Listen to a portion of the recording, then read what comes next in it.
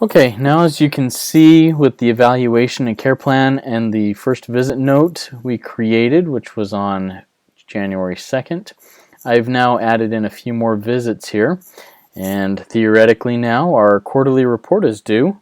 And so let's go through on how you make a quarterly report. Once again, it's vital that the evaluation and the care plan and the notes all be lined up like this in order for that quarterly note to work. So first thing you do is you select the evaluation under which you would like to make that quarterly report. Make sure everything up here is correct. And then you click on this bar chart. It says New Summary. It's a bar chart with a plus sign. New Summary. And you have this come up.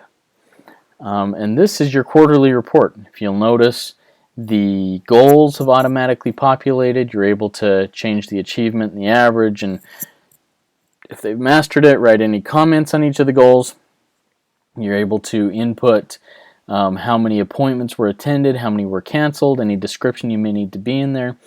The frequency of visit, once speech therapy, one time per week for 60-minute sessions.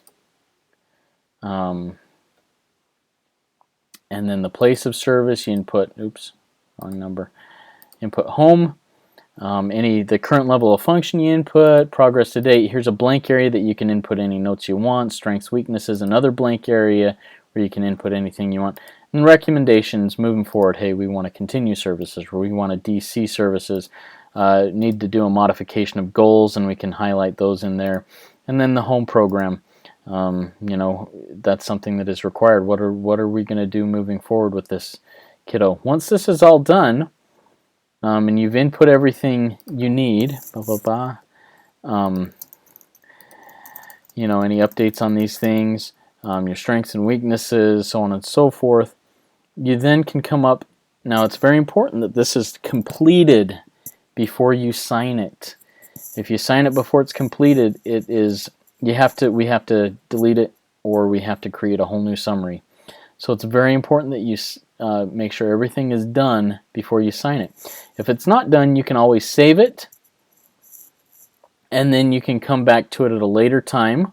Let's go back out to documentation and say, okay, I've saved it. I need to make a couple of edits on it, and this is ideal for like an assistant who's helping write that, and then the supervisor comes back and can come in and then see this, and they can edit it by clicking on this little memo pad with the pencil on it.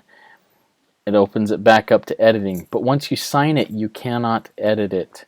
So when it's done, you sign it, electronically signed on this date by that person, and then you can back out. It's all saved, come out, and here is the summary.